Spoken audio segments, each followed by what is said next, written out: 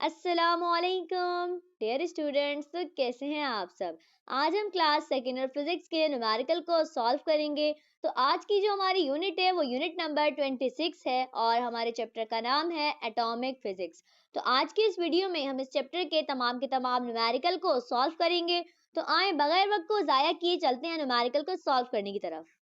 तो इस चैप्टर को स्टार्ट करने से पहले हम इस चैप्टर के कुछ इंपॉर्टेंट फार्मूलाज को देख लेते हैं।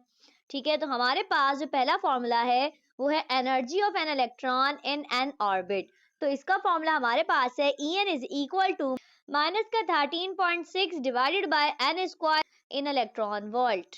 ठीक है, सेकेंड फार्मूला हमारे पास speed of electron in an atomic orbit का है। तो इसका फार्मूला हमारे पास है v is equal to E square divided by 2 epsilon naught h N.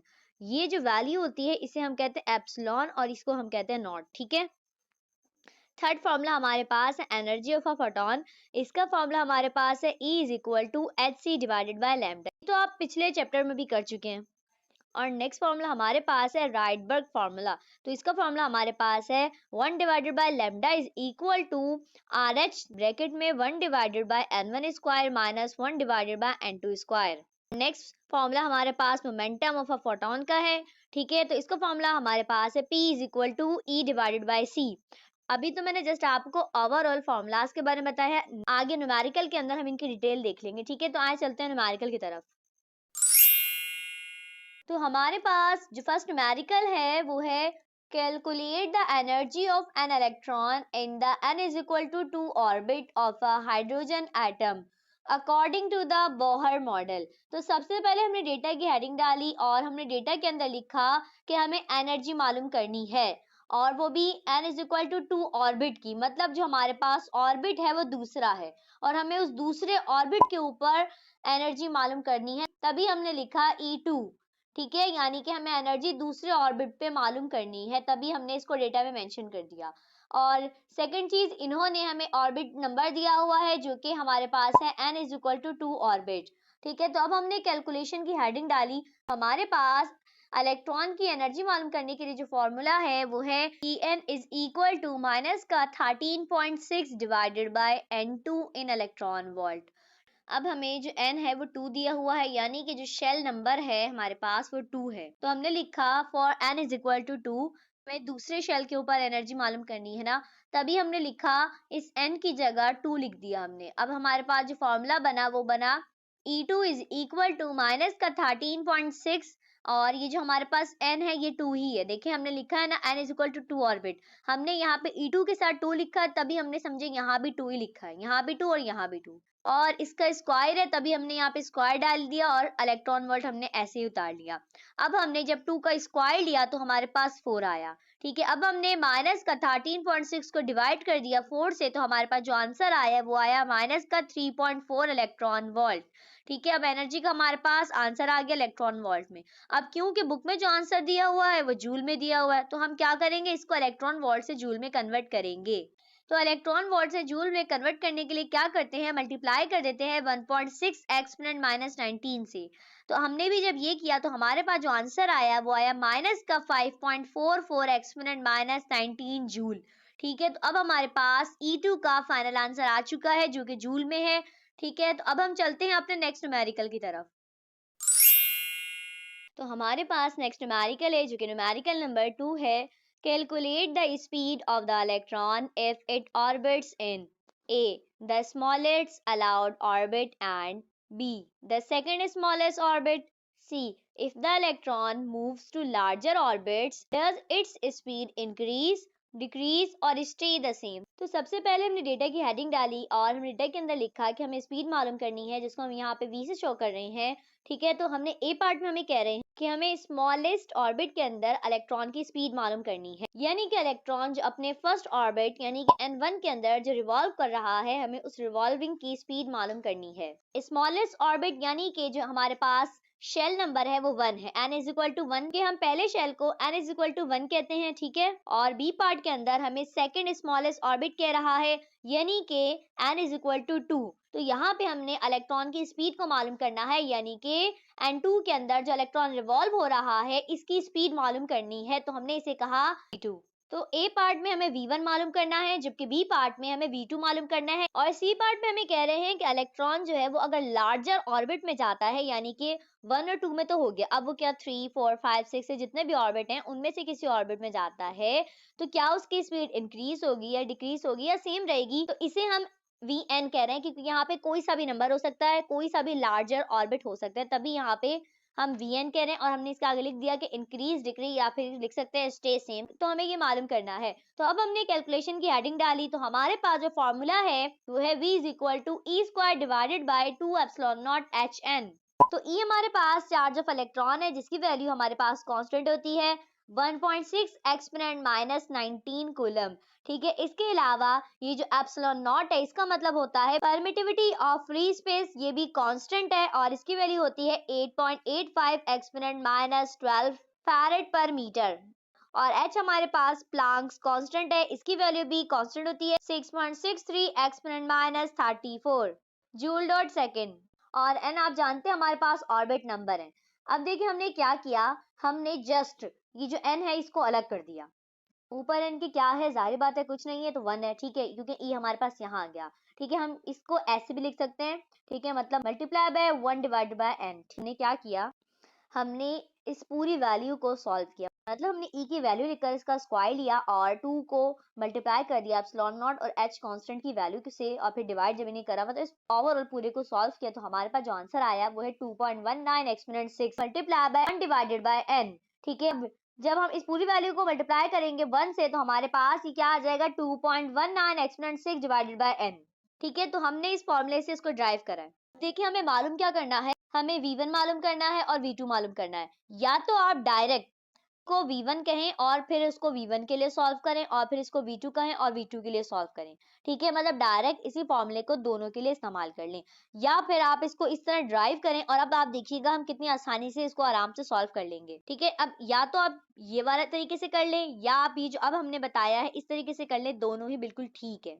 ठीक है, बस यहाँ पे हमें लंबा प्रोसेस लगेगा, यहाँ पे शॉर्ट हो जाएगा। तो अब हम चलते हैं सॉल्व करने की तरफ। तो सबसे पहले हम ए पार्ट को मालूम करेंगे। तो ए पार्ट में हमें कहा है स्मॉलेस्ट ऑर्बिट, यानी कि वहां पे हमारे पास जो एन होगा वो 1 के बराबर होगा। ऑर्बिट जो होगा वो 1 है, यानी कि n इज इक्वल टू 1। ठीक है, और हमें मालूम क्या करना है V1, तो हमने लिखा इसी वाले को, अब हमने यहाँ लिखा है। ठीक है, V1 is equal to 2.19 exponent 6 divided by n। और यहाँ पे हमारे पास n कितना है, 1 है। ठीक है, अब 1 नीचे है तो जाहिर बात है हम इसे शो नहीं करते, या फिर अगर आप इस पूरी वैल्यू को डिवाइड करेंगे 1 से तब भी आंसर यही आएगा। खैर, अब हमारे पास V1 का जो आंसर आया वो यही है 2.19 एक्सपोनेंट 6 मीटर पर सेकंड। जाहिर बात है ये वेलोसिटी है तो इसकी यूनिट मीटर पर सेकंड ही होगी। तो अब हमारे पास ए पार्ट हमें मालूम हो चुका है। अब हमें बी पार्ट में V2 मालूम करना है। तो हमने लिखा कि सेकंड स्मॉलेस्ट ऑर्बिट, यानी कि n इज इक्वल टू 2। ठीक है, तो हमने यही फॉर्मूले को दोबारा लिखा, और हमने बस ये वाला जो n है इसकी जगह हमने 2 लिख दिया। तो जब हमने 2.19 एक्सपोनेंट 6 को डिवाइड कर दिया 2 से, तो हमारे पास जो V2 का आंसर आया वो है 1.09 एक्सपोनेंट 6 मीटर पर सेकंड। देखिए कितनी आसानी से हमें ए पार्ट भी मालूम हो गया और बी पार्ट भी। अगर आप डायरेक्ट ये वाला फॉर्मूला लिखते और फिर इसको सॉल्व करते पूरी वैल्यू के साथ, तब भी आंसर यही आता। अब हमने इस तरीके से करा तब भी यही आया है। आपको जो सही लगे आप वही करिएगा। अब हमें सी पार्ट मालूम करना है, जिसके अंदर हमें Vn मालूम करना है, और हमें बताना है कि जब इलेक्ट्रॉन है किसी लार्जर ऑर्बिट पे जाएगा तो उसकी जो स्पीड है वो इंक्रीज होगी, डिक्रीज होगी या सेम रहेगी। तो हमने लिखा सी पार्ट में हमें लार्जर ऑर्बिट के बारे में बताना है, यानी कि एन जो है वो ग्रेटर देन है 2 से। एन की वैल्यू ज्यादा हो सकती है 2 से, क्योंकि 2 तो हमारे पास सेकंड ऑर्बिट है ना, तो 2 से ज्यादा होगी, 3 हो सकती है, 4 5 6 से कुछ भी हो सकती है। ठीक है, तो हमने फॉर्मूला लिखा, पहले हम v के साथ 1 लिख रहे थे, 2 लिख रहे थे, अब क्योंकि v n मालूम करना है तो हमने लिख दिया v के साथ n। Vn is equal to 2.19 exponent 6 divided by n। ठीक है, इस फॉर्मूले को हमने लिखा जैसे हम नॉर्मल लिख रहे हैं। तो असल में Vn जो है वो हमारे पास इनवर्सली प्रोपोर्शनल n के, जो हमारे पास इनवर्सली प्रोपोर्शनल का साइन है ना, इसका मतलब होता है कि अगर हम यहाँ की वैल्यू को बढ़ाएंगे तो यहाँ वाली वैल्यू कम होगी। ठीक है, मतलब एक वैल्यू बढ़ाएंगे तो दूसरी वैल्यू जो है वो कम होगी। ठीक है, देखिए अगर ये यूं होता, Vn जो है वो डायरेक्टली प्रोपोर्शनल होता n के, मतलब यहाँ पे 1 डिवाइड बाय n की जगह खाली n होता, तो इसका मतलब होता है कि अगर हम Vn को बढ़ाएंगे तो n भी बढ़ेगा। मतलब अगर हम नंबर ऑफ शेल्स को बढ़ाएंगे तो वेलोसिटी भी बढ़ेगी। अगर ये 1/n की जगह खाली n लिखा हुआ था, लेकिन अब ये क्योंकि डिवाइड में है, इसका मतलब है एक चीज को बढ़ाएंगे तो दूसरी चीज कम होगी। मतलब मुख्तसरन मेरी बात का मतलब ये है कि दोनों वैल्यूज एक दूसरे के इनवर्सली प्रोपोर्शनल हैं, यानी कि अगर हम एक चीज को बढ़ाएंगे तो दूसरी चीज कम होगी और एक चीज को कम करेंगे तो दूसरी चीज बढ़ेगी। ठीक है, यानी कि यहाँ पे अगर हम वेलोसिटी को बढ़ाएंगे तो नंबर ऑफ शेल जो है वो कम होंगे, अगर हम नंबर ऑफ शेल्स को बढ़ाते हैं तो वेलोसिटी जो है वो हमारी कम होगी। इससे पूछा क्या गया है कि क्या नंबर ऑफ शेल बढ़ाने से जो वेलोसिटी है वो इंक्रीज होगी, डिक्रीज होगी या सेम रहेगी। ठीक है, तो इनवर्सली प्रोपोर्शनल की वजह से हमें पता चला कि जब हम नंबर ऑफ शेल्स को बढ़ाएंगे तो हमारी वेलोसिटी डिक्रीज हो जाएगी। तो हमने लिखा कि the speed of the electron will decrease, electron की जो स्पीड है वो डिक्रीज होगी जब हम नंबर ऑफ शेल्स को बढ़ाएंगे। अब हमारा ए पार्ट भी सॉल्व हो चुका है, बी पार्ट भी और सी पार्ट भी। उम्मीद करती हूँ आपको समझ में आया होगा। अगर आपको अभी भी कोई मसला है तो आप मुझे कमेंट कर सकते हैं, मैं आपको बता दूंगी। ठीक है, तो अब चलते हैं नेक्स्ट न्यूमेरिकल की तरफ। तो हमारे पास नेक्स्ट न्यूमेरिकल है जो कि न्यूमेरिकल नंबर 3 है। What are the A energy, B magnitude of the momentum and C wavelength of the photon emitted when a hydrogen atom undergoes a transition from a state with n is equal to 2 state with n is equal to 1। तो सबसे पहले हमने data की heading डाली और हमने लिखा कि हमें क्या मालूम करने के लिए दिया है। ए पार्ट में हमें एनर्जी मालूम करनी है जिसको हम ई से शो करते हैं, तो इसको हमने डेटा के अंदर मेंशन कर दिया। बी पार्ट में हमें मोमेंटम मालूम करना है जिसको हम पी से शो करते हैं, तो इसको भी हमने डेटा के अंदर मेंशन कर दिया। और सी पार्ट में हमें वेवलेंथ मालूम करनी है जिसको हम लैम्डा से शो करते हैं, तो इसको भी हमने डेटा के अंदर मेंशन कर दिया। तो ट्रांजिशन का मतलब क्या होता है, इलेक्ट्रॉन का एक एनर्जी लेवल से किसी दूसरे एनर्जी लेवल के अंदर जाना। ठीक है, तो यहाँ पे इलेक्ट्रॉन जो है वो n is equal to 3, n हमें नंबर शो करता है एनर्जी लेवल्स। तो हमारे पास जो ट्रांजिशन हो रही है वो n3 यानी कि नंबर दिए हुए 3 एनर्जी लेवल से 1 एनर्जी लेवल की तरफ हो रही है, यानी कि हायर से लोअर की तरफ हो रही है। तो हमने लिख दिया कि n1 हमारे पास 3 है जबकि जो n2 है हमारे पास वो 1 है। हम हायर एनर्जी लेवल को n1 से शो करते हैं जबकि लोअर को n2 से शो करते हैं। तो हमारे पास जो n1 है यानी कि हायर एनर्जी लेवल है वो 3 है, तो इलेक्ट्रॉन हायर एनर्जी लेवल से लोअर एनर्जी लेवल की तरफ जा रहा है। तो अब हमने कैलकुलेशन की हेडिंग डाली। ठीक है, तो सबसे पहले हम ए पार्ट मालूम करेंगे जिसमें हमें एनर्जी मालूम करनी है। तो एनर्जी के लिए हमारे पास फॉर्मूला है वो वही है जो हमने न्यूमेरिकल नंबर 1 में किया था। तो अब क्योंकि यहाँ पे हमारे पास दो ट्रांजिशंस हैं, तो आप ऐसा कर सकते हैं कि पहले n3 के लिए कर ले सॉल्व और फिर n1 के लिए। न्यूमेरिकल नंबर 1 में फार्मूला इस्तेमाल किया है, आप उसमें आप n की जगह पहले आप 3 पुट करके उसको आंसर निकाल लें और फिर n की जगह पे 1 पुट करके आंसर निकाल लें और फिर उनका एक फाइनल निकाल लें, यानी कि डिफरेंस निकाल लेंगे तब भी आंसर आ जाएगा। या फिर आप इस तरह करें यानी कि दोनों फॉर्मूले को कंबाइन कर लें। ठीक है, जैसे कि हमने किया हुआ है। तो जब भी या तो आप ये वैसे आप लोग के लिए ज्यादा आसान तरीके, जब भी इस तरह का कोई न्यूमेरिकल हो जिसमें इलेक्ट्रॉन की ट्रांजिशन को शो किया जा रहा हो, ठीक है, दो स्टेट्स दी जा रही हो आपको और आपको मालूम एनर्जी करनी हो, तो आप ये वाला फॉर्मूला लगा लें। ये वही फॉर्मूला है, उन दोनों फॉर्मूलों को कंबाइन कर दिया। जहां हम उन दोनों को अलग अलग लिखते तो हमारा न्यूमेरिकल भी लंबा हो जाता, तो हमने उन दोनों को कंबाइन कर लिया। ठीक है, तो हमारे पास जो फॉर्मूला है वो है E is equal to minus का 13.6 इलेक्ट्रॉन वोल्ट ब्रैकेट में 1 divided by n1 square minus 1 divided by n2 square. ठीक है, तो अब हमने वैल्यूज पुट करी।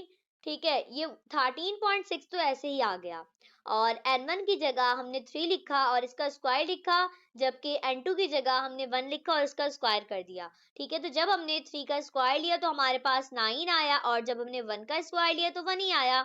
ठीक है, अब या तो आपके पास दो मेथड हैं इसको सॉल्व करने के लिए, या तो आप एलसीएम लेके कर लें या फिर आप इस तरह कर लें।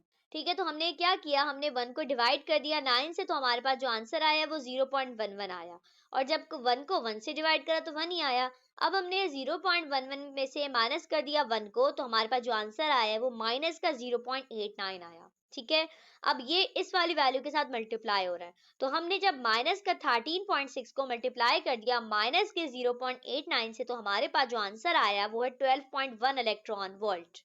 ठीक है, तो माइनस के साइन नहीं आएंगे। ठीक है, तो आप कैलकुलेटर के अंदर पूरी वैल्यू माइनस के साथ लिख के सॉल्व कीजिएगा। जो हमारे पास एनर्जी का आंसर आया वो इलेक्ट्रॉन वोल्ट में आया है, 12.1 इलेक्ट्रॉन वोल्ट। ठीक है, तो यहाँ तक हमारा आंसर बिल्कुल ठीक है और न्यूमेरिकल के अंदर भी हमें जो आंसर दिया हुआ है वो 12.1 ही दिया हुआ है। ठीक है, लेकिन अब जो हम आगे मोमेंटम को या वेवलेंथ को मालूम करेंगे तो उसमें जो हमें एनर्जी चाहिए ना वो जूल में चाहिए, यानी कि उसके एसआई यूनिट में। तभी हम क्या कर रहे हैं, हम यहाँ पर ही पहले से ही ये जो हमारे पास एनर्जी का आंसर इलेक्ट्रॉन वोल्ट में, इसको हम कन्वर्ट करें जूल में। तो कैसे करेंगे, हम मल्टीप्लाई कर देंगे 1.6 एक्सपोनेंट माइनस 19 से, तो हमारे पास जो आंसर है वो इलेक्ट्रॉन वोल्ट से जूल में कन्वर्ट हो जाएगा। तो अब हमारे पास ई का जो आंसर है वो है 1.936 एक्सपोनेंट माइनस 18 जूल। तो अब हमारे पास एनर्जी जूल में भी आ गई और इलेक्ट्रॉन वोल्ट में भी आ गई। तो अब हमारा ए पार्ट हमें मालूम हो चुका है, तो अब हम बी पार्ट को मालूम करेंगे, जिसके अंदर हमें मोमेंटम को फाइंड आउट करना है। तो मोमेंटम मालूम करने के लिए हमारे पास जो फॉर्मूला है वो है P is equal to e divided by c. अब आप लोग सोच रहे होंगे कि फॉर्मूला हमारे पास कहाँ से आ गया, क्योंकि मोमेंटम का फॉर्मूला तो P is equal to mv होता है, मास मल्टीप्लाई बाय वेलोसिटी। अब ये E डिवाइडेड बाय C कहाँ से आ गया भला? तो दरअसल बात ये है कि यहाँ पे जो हमें मोमेंटम मालूम करना है वो फोटोन का करना है।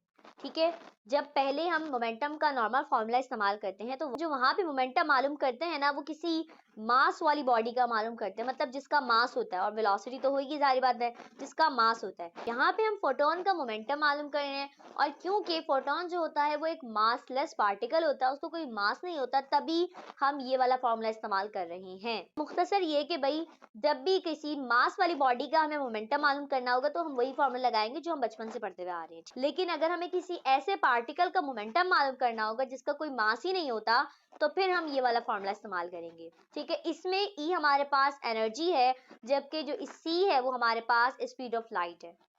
ठीक है, तो अब हमने वैल्यूज पुट करी। ई हमारे पास 1.936 एक्सपोनेंट माइनस 18 है, जो कि हमने अभी निकाला है। सी हमारे पास कांस्टेंट होता है 3 एक्सपोनेंट 8, जिसको हमें याद करना पड़ता है। तो जब हमने 1.936 एक्सपोनेंट माइनस 18 को डिवाइड कर दिया 3 एक्सपोनेंट 8 से, तो हमारे पास मोमेंटम का जो आंसर आया वो है 6.45 एक्सपोनेंट माइनस 27 न्यूटन सेकेंड। ठीक है, तो हमारे पास मोमेंटम का ये आंसर आ चुका है। मोमेंटम की हमारे पास यूनिट न्यूटन सेकंड भी होती है, इसके अलावा किलोग्राम मीटर पर सेकंड भी होती है, दोनों ही करेक्ट हैं। तो हमें अब बी पार्ट भी आराम से मालूम हो चुका है। अब हमें सी पार्ट मालूम करना है, जिसके अंदर हमें लैम्डा को फाइंड आउट करना है, यानी कि वेवलेंथ। तो इसके लिए हमने फॉर्मूला लगाया E is equal to H C divided by lambda. अब क्योंकि हमें लैम्डा मालूम करना है और लैम्डा यहाँ पे डिवाइड में है, तो हम इसे इज इक्वल टू के दूसरी साइड पे लेके जाएंगे, तो वहां जाके मल्टीप्लाई में हो जाएगा और फिर E को हम नीचे ले आएंगे। ठीक है, तो हमारे पास इस तरह से फॉर्मूला अरेंज हो जाएगा। ठीक है, तो अब हमने वैल्यूज पुट करी। h हमारे पास कांस्टेंट होता है, इसकी वैल्यू हमारे पास है 6.63 एक्सपोनेंट माइनस 34, और c हमारे पास स्पीड ऑफ लाइट है, ये भी कांस्टेंट है, इसकी वैल्यू को भी याद करना होता है। इसी फॉर्मूले को आप पिछले चैप्टर में भी सॉल्व करके आ चुके हैं। ठीक है, तो c हमारे पास 3 एक्सपोनेंट 8 होता है, और e हमने ए पार्ट में मालूम किया है, जिसकी वैल्यू हमारे पास है 1.936 एक्सपोनेंट माइनस 18। तो जब हमने ऊपर वाली दोनों वैल्यूज को मल्टीप्लाई किया और उसके बाद उसके आंसर को नीचे वाली वैल्यू के साथ डिवाइड करा, तो हमारे पास लैम्डा का जो आंसर आया वो है 1.02 एक्सपोनेंट माइनस 7 मीटर।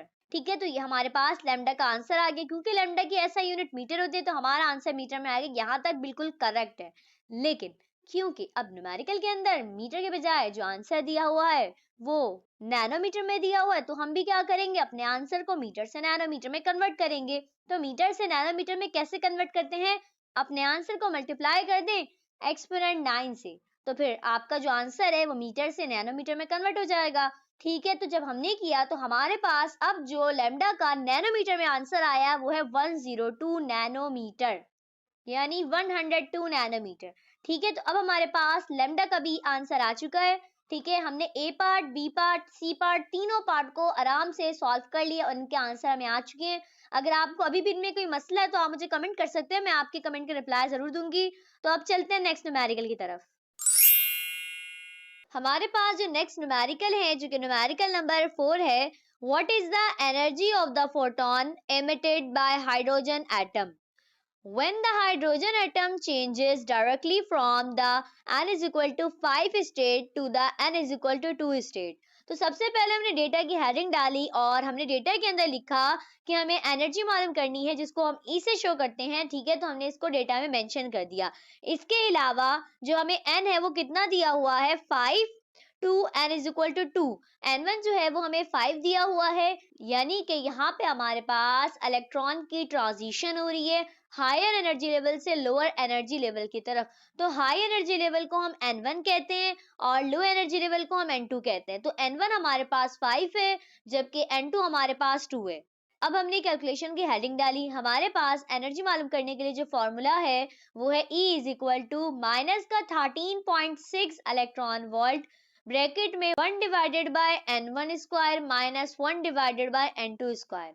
ठीक है, तो अब हमने वैल्यूज पुट करी, माइनस का 13.6 ऐसे ही आया और n1 हमारे पास 5 है और n2 हमारे पास 2 है। तो जब हमने 5 का स्क्वायर लिया तो हमारे पास 25 आया और जब हमने n2 का स्क्वायर लिया तो हमारे पास 4 आया। जब हमने 1 को डिवाइड कर दिया 25 से तो हमारे पास 0.04 आया और जब 1 को डिवाइड किया 4 से तो हमारे पास 0.25 आया। अब हमने 0.04 में से माइनस कर दिया 0.25 को तो हमारे पास माइनस में आंसर आया जो कि है माइनस का 0.21। तो अब हमने माइनस के 13.6 को मल्टीप्लाई कर दिया माइनस के 0.21 से तो हमारे पास एनर्जी का जो फाइनल आंसर आया वो आया 2.85 इलेक्ट्रॉन वोल्ट। ठीक है, वैसे जो एनर्जी की यूनिट होती है वो जारी बात है जूल में होती है, बट यहाँ पे फॉर्मूले में ही जो हमारे पास इलेक्ट्रॉन वोल्ट है तो हमारा आंसर भी इलेक्ट्रॉन वोल्ट में आएगा। ठीक है, तो हमारे पास एनर्जी का आंसर आ चुका है। तब भी इस तरह के हमारे पास ट्रांजिशन स्टेट दी जाए जिसमें इलेक्ट्रॉन हायर एनर्जी लेवल से लोअर एनर्जी लेवल की तरफ आ रहा हो तो हम इसी तरह का फॉर्मूला इस्तेमाल करेंगे, इस तरीके से आराम से हमारे पास आंसर आ जाएगा एज कम्पेयर टू कि हम अलग अलग इसको सॉल्व करें। ठीक है, तो उम्मीद करती हूँ आपको समझ में आया होगा। अब हम चलते हैं अपने नेक्स्ट न्यूमेरिकल की तरफ। तो हमारे पास नेक्स्ट न्यूमेरिकल है जो कि न्यूमेरिकल नंबर 5 है। How much work must be done to pull apart the electron and proton that make up the hydrogen atom if the atom is initially in A. its ground state and B.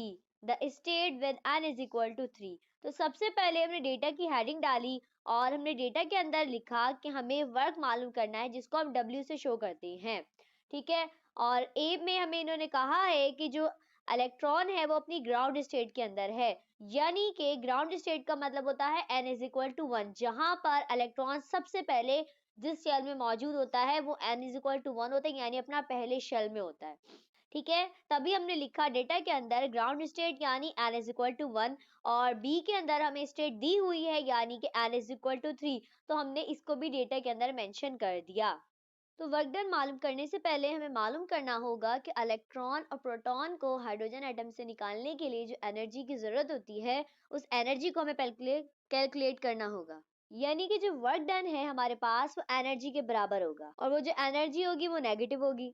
हम वो work मालूम कर रहे हैं जिसकी मदद से हम इलेक्ट्रॉन और प्रोटॉन को हाइड्रोजन एटम से सेपरेट करेंगे, तो वो हमारे पास बराबर होगा नेगेटिव एनर्जी के, यानी माइनस ई हमारे पास नेगेटिव इस वजह से है, यानी कि जो इलेक्ट्रॉन की एनर्जी है वो हमारे पास नेगेटिव इस वजह से है क्योंकि इलेक्ट्रॉन जो है ना वो प्रोटॉन या फिर न्यूक्लियस के साथ ना बाइंड हुआ हुआ है। जब इलेक्ट्रॉन प्रोटॉन के साथ बाउंड होता है ना तो उसकी जो एनर्जी होती है वो नेगेटिव होती है। मतलब इलेक्ट्रॉन को फ्री करने के लिए अब हमें वर्क को कैलकुलेट करना है। अब ये जो वर्क है ना ये एनर्जी को बैलेंस करता है जो इलेक्ट्रॉन को सिस्टम से अलग करने के लिए हम लगाते हैं ना, तो इस वजह से W जो है वो बराबर है हमारे पास माइनस ई के। वर्क हमेशा पॉजिटिव होते हैं क्योंकि हमें सिस्टम से इलेक्ट्रॉन को फ्री करने के लिए ना एनर्जी देनी होती है। तभी हमने लिखा कि W हमारे पास बराबर है माइनस E1 के। अब हमें जो W मालूम करना है वो ग्राउंड स्टेट पर भी करना है, यानी कि जब जो N है वो 1 हो, और B में भी हमें W मालूम करना है जब हमारे पास जो N है वो 3 हो, यानी कि जो नंबर है शेल का वो 3 हो। तो दोनों पे हमें वर्क कैलकुलेट करना है। ठीक है, तो अब हमने कैलकुलेशन की हेडिंग डाली, तो अब हमने लिखा ए, क्योंकि हमें ए पार्ट पहले हम सॉल्व कर रहे हैं तो हमने एनर्जी का फॉर्मूला लगाया E1, क्योंकि यहाँ पे हम N1 का इस्तेमाल करेंगे तभी हमने यहाँ पे E1 कहा। तो E1 हमारे पास बराबर है माइनस का 13.6 डिवाइडेड बाय 1 स्क्वायर EV। ठीक है, यहाँ पे N होता है, ठीक है, और N है तो जाहिर बात है ग्राउंड स्टेट है तो हमारे पास 1 है, तो जब हमने 1 का स्क्वायर लिया तो हमारे पास 1 आया और 1 नीचे वाले को हम शो नहीं करते हैं, यानी कि इवन जो हमारे पास है वो बराबर है माइनस का 13.6 इलेक्ट्रॉन वोल्ट के। तो हमने कहा है ना कि W जो है हमारे पास माइनस के इवन के बराबर है, तो यानी कि जो अब W है वो हमारे पास 13.6 इलेक्ट्रॉन वोल्ट के बराबर है। W हमेशा पॉजिटिव होता है, मैं आपको बता चुकी हूँ। ठीक है, या तो आप ये देख लें कि यहाँ पे देखें W हमारे पास बराबर है माइनस के इवन के। ठीक है, और इवन हमारे पास कितना है माइनस का 13.6, तो W हमारे पास बराबर हुआ 13.6 इलेक्ट्रॉन वोल्ट के, यानी हमने नेगेटिव एनर्जी को पॉजिटिव वैल्यू के अंदर कन्वर्ट कर दिया कि जो वर्क डन होता है वो हमेशा पॉजिटिव होता है। एनर्जी इनिशियली नेगेटिव होती है, लेकिन वर्क को कैलकुलेट करते वक्त हम इस नेगेटिव एनर्जी को पॉजिटिव में बदल देते हैं, because work is always positive. ठीक है, तो यहाँ पे हमें W मालूम हो चुका है ए पार्ट के लिए। तो अब हम बी पार्ट सॉल्व करेंगे, जिसमें n जो है वो हमारे पास 3 है, यानी कि हमें E3 मालूम करना है। मैंने आपको बताया था जब यहाँ N3 होगा तो यहाँ पे E3 होगा। इसी फॉर्मूले को रिपीट किया। ठीक है, E3 is equal to minus का 13.6 डिवाइडेड बाय यहाँ पे n स्क्वायर होगा और इलेक्ट्रॉन वोल्ट। अब n की जगह हमने 3 पुट किया, क्योंकि जो शेल नंबर है हमारे पास वो 3 है। जब हमने 3 का स्क्वायर लिया तो हमारे पास 9 आया। अब हमने माइनस के 13.6 को डिवाइड कर दिया 9 से, तो हमारे पास जो आंसर आया वो आया माइनस का 1.51 इलेक्ट्रॉन वोल्ट। तो वर्क इज ऑलवेज पॉजिटिव के जो W है वो हमारे पास बराबर है 1.51 इलेक्ट्रॉन वोल्ट के। यहाँ भी ये बिल्कुल इसी तरह रिपीट होगा और हमारे पास जो वर्क होता है वो पॉजिटिव होता है, तो हमारे पास वर्क डन का आंसर आ गया। ठीक है, ए पार्ट के लिए भी और बी पार्ट के लिए। उम्मीद करती हूँ कि आपको समझ में आया होगा। और अब हम चलते हैं अपने नेक्स्ट न्यूमेरिकल की तरफ। तो हमारे पास नेक्स्ट न्यूमेरिकल है जो कि न्यूमेरिकल नंबर 6 है। इसके अंदर हमारे पास दो पार्ट हैं। तो हमारे पास ए पार्ट है, what is the wavelength of light for the least energetic photon emitted in the Balmer series of the hydrogen spectrum lines. और बी पार्ट में हमें कह रहे हैं what is the wavelength of the series limit. ठीक है, तो सबसे पहले हमने डेटा की हेडिंग डाली और डेटा के अंदर हमने कहा सबसे पहले हमें ए पार्ट मालूम करना है। तो ए पार्ट में हमें लिखा कि हमें वेवलेंथ मालूम करनी है, वो भी लीस्ट एनर्जेटिक फोटोन की। अब ये न्यूमेरिकल थोड़ा सा कॉन्सेप्चुअल है। ठीक है, तो पहले तो आप ये देखिए कि ट्रांजिशन क्या होती है। तो ट्रांजिशन का मतलब होता है इलेक्ट्रॉन का किसी एक एनर्जी लेवल से किसी दूसरे एनर्जी लेवल के अंदर जाना। अब यहाँ पे बात बाल्मर सीरीज की हो रही है। तो बाल्मर सीरीज के अंदर जो ट्रांजिशन होती है वो हायर एनर्जी लेवल से लोअर एनर्जी लेवल की तरफ होती है। तो बाल्मर सीरीज के अंदर जो लोअर एनर्जी लेवल होता है वो 2 होता है। ठीक है, n is equal to 2 energy level होता है। जो सबसे लो होता है 1 नहीं होता। 1 होता है तो फिर सीरीज चेंज हो जाती है, वो लैमन सीरीज होती है। तो बाल्मर सीरीज में जो सबसे ज्यादा लोअर एनर्जी लेवल है वो 2 होता है, n is equal to 2 energy level. ठीक है, तो अब हमें इन्होंने मालूम करने के लिए क्या कहा है, least energetic photon. Least energetic photon का मतलब क्या होता है, पहले तो आप इसे समझ लें। तो लीस्ट एनर्जेटिक ट्रांजिशन का मतलब होता है कि इलेक्ट्रॉन के एनर्जी लेवल्स के बीच का डिफरेंस ना सबसे कम हो। लीस्ट मतलब सबसे कम हो, मतलब यूं कह सकते हैं इलेक्ट्रॉन की छोटी सी जंप या शॉर्ट ट्रांजिशन जिसमें एनर्जी इमिट होती है, मतलब एनर्जी रिलीज होती है। जब इलेक्ट्रॉन किसी हायर एनर्जी लेवल से किसी लोअर एनर्जी लेवल की तरफ आता है तो इलेक्ट्रॉन की जो एनर्जी है वो इमिट होती है, खारिज होती है। तो बाल्मर सीरीज में हमेशा N2 जो होता है ना वो फाइनल एनर्जी लेवल होता है, N1 नहीं होता। मतलब बाल्मर सीरीज के अंदर ना इलेक्ट्रॉन इलेक्ट्रॉन किसी भी हायर लेवल पे हो, ठीक है, लेकिन हमेशा वो आएगा कब, जो उसका लोअर एनर्जी लेवल है जो कि है N2। ठीक है, तो मतलब हमारे पास बाल्मर सीरीज में जो n होगा ना वो हमेशा 2 होगा, जो सबसे लोअर एनर्जी लेवल होगा।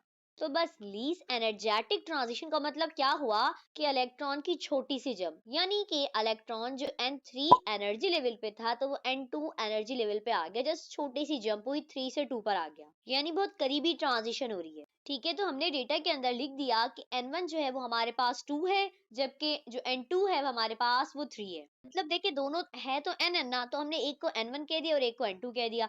N1 जो है वो लोअर एनर्जी ट्रांजिशन है बाल्मर सीरीज के अंदर ना। N2 जो है वो लीस्ट एनर्जेटिक की वजह से हमने लिखा है कि छोटी सी ट्रांजिशन हो रही है 3 से 2 की तरफ। ओके, तो हमारा ए पार्ट तो हो गया।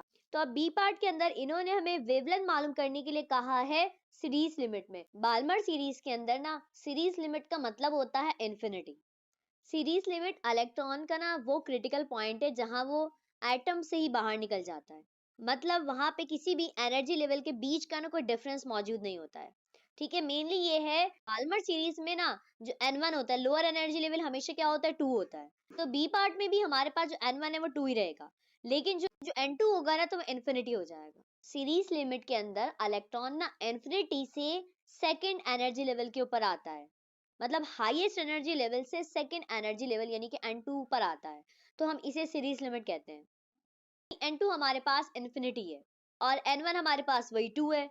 इन्फिनिटी से N1 यानी कि 2 की सेकंड एनर्जी लेवल की तरफ जाएगा। तो अब हमने कैलकुलेशन की हेडिंग डाली। तो सबसे पहले हम ए पार्ट में हमें लैम्डा मालूम करना है, तो हमने लैम्डा के लिए फॉर्मूला लगाया 1 divided by lambda is equal to RH bracket में 1 divided by n1 square minus 1 divided by n2 square. तो RH हमारे पास कांस्टेंट होता है, इसे हम राइडबर्ग कांस्टेंट कहते हैं और इसकी वैल्यू हमारे पास होती है 1.097 एक्सपोनेंट 7, ठीक है। और n1 की जगह हमने इसकी वैल्यू पुट करी जो कि 2 है और n2 हमारे पास 3 है। तो जब हमने 2 का स्क्वायर लिया तो हमारे पास 4 आया और जब हमने 3 का स्क्वायर लिया तो हमारे पास 9 आया। अब हमने 1 को डिवाइड कर दिया 4 से तो हमारे पास 0.25 आया और जब 1 को डिवाइड किया 9 से तो हमारे पास 0.112 आया। अब हमने 0.25 में से माइनस कर दिया 0.112 को तो हमारे पास 0.1388 आंसर आया। अब ये इससे मल्टीप्लाई हो रहा है तो अब हमने 1.097 एक्सपोनेंट 7 को मल्टीप्लाई कर दिया 0.1388 से तो हमारे पास जो आंसर आया वो है 1522636, ठीक है। तो अब हमें मालूम लेमडा करना है तो लेमडा यहाँ पे डिवाइड में है तो हम इसे इज इक्वल टू के दूसरी साइड पे लेके जाएंगे और ये पूरी वैल्यू इसके नीचे आ जाएगी। अब हमने 1 को डिवाइड कर दिया 1522636 से तो हमारे पास जो आंसर आया वो है 6.567 एक्सपोनेंट माइनस 7 मीटर। तो अब हमारे पास लेमडा का आंसर आ चुका है, लेकिन क्योंकि न्यूमेरिकल के अंदर हमें जो आंसर दिया हुआ है वो नैनोमीटर में दिया हुआ है तो हम भी क्या करेंगे, अपने आंसर को मीटर से नैनोमीटर में कन्वर्ट करेंगे। तो कन्वर्ट करने के लिए हम क्या करेंगे, मल्टीप्लाई कर देंगे एक्सपोनेंट 9 से, हमारा जो आंसर है वो मीटर से नैनोमीटर में कन्वर्ट हो जाएगा। तो अब हमारा जो आंसर है वो है 657 नैनोमीटर, ठीक है। तो अब हमारे पास ये लेमडा का आंसर आ गया, यानी कि हमें ए पार्ट मालूम हो चुका है। तो अब हम मालूम करेंगे बी पार्ट को। तो बी पार्ट के अंदर हमें लेमडा सीरीज लिमिट पे मालूम करना है तो हम इसके लिए भी सेम फॉर्मूला लगाएंगे, बस वैल्यूज का फर्क आएगा, ठीक है। तो अब हमने यही फॉर्मूला लगाया 1 divided by lambda is equal to RH bracket में 1 divided by n1 square minus 1 divided by n2 square. RH constant होता है जिसकी वैल्यू हमारे पास होती है 1.097 एक्सपोनेंट 7 और n1 हमारे पास 2 है। बाल्मर सीरीज के अंदर ना हमेशा जो n1 होता है वो 2 रहता है, ठीक है। तो इस पॉइंट को आप हमेशा याद रखें कि बाल्मर सीरीज में जो n1 वाला है ना, ये पहला वाला, ये हमेशा 2 होगा, ये 2 चेंज रहेगा, n2 चेंज रहेगा, n1 हमेशा 2 ही रहेगा। तो n1 की जगह हमने 2 लिखा और इसका स्क्वायर कर दिया और n2 हमारे पास इन्फिनिटी है तो हमने इन्फिनिटी लिख कर इसका स्क्वायर लिख दिया, ठीक है। अब ये पूरी वैल्यू एज इट इज आई। अब हमने जब 2 का स्क्वायर लिया तो हमारे पास 4 आया। पास ये जो 1 डिवाइडेड बाय इन्फिनिटी का स्क्वायर है ये बराबर होता है 0 के। जाहिर बात है इन्फिनिटी की कोई वैल्यू है ही नहीं तो ये 0 के बराबर है तो हमने इसकी जगह 0 लिख दिया। तो जब हमने 1 को डिवाइड किया 4 से तो हमारे पास 0.25 आया और 0 की तो कोई वैल्यू ही नहीं है। अब हमने 1.097 एक्सपोनेंट 7 को मल्टीप्लाई कर दिया 0.25 से तो हमारे पास जो आंसर आया वो है 2.7425 एक्सपोनेंट 6। इनको मल्टीप्लाई करके आप पूरी वैल्यू लिखिएगा तभी आंसर सही आएगा।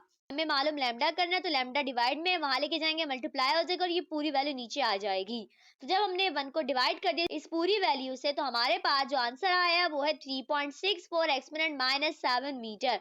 लैम्डा की यूनिट मीटर है तो हमारा आंसर भी मीटर में आ गया, लेकिन बुक में फिर वही नैनोमीटर में, तो हम इसे वही कन्वर्ट करेंगे मीटर से नैनोमीटर में, तो मल्टीप्लाई कर देंगे एक्सपोनेंट 9 से। तो जब हमने एक्सपोनेंट 9 से मल्टीप्लाई किया तो हमारे पास जो लैम्डा का आंसर आया वो आया 365 नैनोमीटर, ठीक है। तो हमारे पास लैम्डा का आंसर आ चुका है। हमने ए पार्ट भी मालूम कर लिया, बी पार्ट भी मालूम कर लिया। उम्मीद करते हैं आपको समझ में आया होगा। अगर आपको समझ में आ रहा है तो आप एक अच्छा सा प्यारा सा कमेंट कर दें, इससे मेरी हौसला अफजाई होती है और मुझे भी खुशी होती है कि आप लोगों को मेरा सिखाया हुआ समझ में आ रहा है, ठीक है। खैर तो हम चलते हैं अपने नेक्स्ट न्यूमेरिकल की तरफ। हमारे पास नेक्स्ट न्यूमेरिकल है जो कि न्यूमेरिकल नंबर 7 है। A laser emits light with a wavelength of 632.8 nanometer and has a power output of 55 milliwatt. Calculate the energy of one photon emitted by this laser. तो सबसे पहले हमने डेटा की heading डाली और हमने डेटा के अंदर लिखा कि हमें जो वेवलेंथ है 632.8 नैनोमीटर दी गई है, तो हमने इसको डेटा के अंदर लिख दिया। अब क्योंकि ये नैनोमीटर में है और वेवलेंथ की जो ऐसा यूनिट होती है वो मीटर में होती है तो हम क्या करेंगे, इसको नैनोमीटर से मीटर में कन्वर्ट करेंगे। नैनोमीटर से मीटर में कन्वर्ट करने के लिए मल्टीप्लाई कर देते हैं एक्सपोनेंट माइनस 9 से, फिर जो आपका आंसर है वो नैनोमीटर से मीटर में कन्वर्ट हो जाएगा। तो अब जो हमारा आंसर है वो है 6.328 एक्सपोनेंट माइनस 7 मीटर। इसके अलावा हमें पावर दी गई है जो कि हमारे पास 55 मिली वॉट है, तो इसको भी हमने डेटा के अंदर मेंशन कर दिया। अब हमें मालूम क्या करना है, हमें एनर्जी मालूम करनी है फोटोन की, तो हमने इसको डेटा में लिख दिया कि हमें ई मालूम करना है। इसके अलावा हमारे पास जो एच है जिसे हम प्लांक्स कांस्टेंट कहते हैं, इसकी वैल्यू हमारे पास होती है 6.63 exponent minus 34 joule dot second. ठीक है, तो अब हमने कैलकुलेशन की हेडिंग डाली। एनर्जी मालूम करने के लिए हमारे पास जो फॉर्मूला है वो है E is equal to H C divided by lambda. तो H हमारे पास 6.63 एक्सपोनेंट माइनस 34 है। C स्पीड ऑफ लाइट है, ये भी कांस्टेंट है, इसको भी आपको याद करना पड़ेगा। इसकी वैल्यू है 3 एक्सपोनेंट 8 और डिवाइडेड में हमने लेमडा की वैल्यू लिखी जो कि हमारे पास 6.328 एक्सपोनेंट माइनस 7 है। अब हमने 6.63 एक्सपोनेंट माइनस 34 को मल्टीप्लाई कर दिया 3 एक्सपोनेंट 8 से, तो हमारे पास जो आंसर आया वो है 1.989 एक्सपोनेंट माइनस 25 और नीचे वाली वैल्यू एज इट इज आ गई। अब हमने इन दोनों वैल्यूज को आपस में डिवाइड करा तो हमारे पास जो एनर्जी का आंसर आया वो है 3.14 एक्सपोनेंट माइनस 19 जूल। ठीक है, तो ये हमारे पास एनर्जी का फाइनल आंसर आ गया। ठीक है, उम्मीद करती हूँ आपको समझ में आ रहा होगा और अब हम चलते हैं नेक्स्ट न्यूमेरिकल की तरफ। अब हमारा नेक्स्ट न्यूमेरिकल है जो कि इस चैप्टर का लास्ट न्यूमेरिकल है। Calculate the wavelength of X-rays if the energy of one photon emitted by the X-rays machine is 1.9878 exponent minus 15 joules। तो सबसे पहले हमने डेटा की हेडिंग डाली और हमने डेटा के अंदर लिखा कि हमें एक्स रेज की वेवलेंथ मालूम करनी है, तो इसको हमने डेटा के अंदर लिख दिया कि हमें लैम्डा मालूम करना है। इसके अलावा इन्होंने जो हमें एनर्जी दी हुई है एक्सरेज की वो हमारे पास 1.9878 एक्सपोनेंट माइनस 15 जूल्स है। हमें कैसे पता चला ये एनर्जी है? क्योंकि इसके साथ जो यूनिट लिखी हुई है वो जूल लिखी हुई है, तभी हमने कहा कि ये हमारे पास एनर्जी है और इसको हमने डेटा के अंदर मेंशन कर दिया। ठीक है, इसके अलावा H हमारे पास कांस्टेंट होता है, इसकी वैल्यू होती है 6.63 exponent minus 34 joule dot second. ठीक है, तो हमारा डेटा यहाँ पे कंप्लीट होता है। तो अब हमने कैलकुलेशन की हेडिंग डाली और हमारे पास जो फॉर्मूला है वो है E is equal to H C divided by lambda. अब क्योंकि हमें लेमडा मालूम करना है तो लेमडा यहाँ पे डिवाइड है, तो हम इसे इज इक्वल टू के दूसरी साइड पे लेके जाएंगे तो मल्टीप्लाई में आ जाएगा और E इसके नीचे आ जाएगा, यानी कि दोनों रिप्लेस हो जाएंगे। ठीक है, अब हमने वैल्यूज पुट करी। H हमारे पास 6.63 एक्सपोनेंट माइनस 34 है, जबकि C हमारे पास स्पीड ऑफ लाइट है जिसकी वैल्यू कांस्टेंट होती है 3 एक्सपोनेंट 8 और E हमें डेटा के अंदर दिया हुआ है 1.9878 एक्सपोनेंट माइनस 15।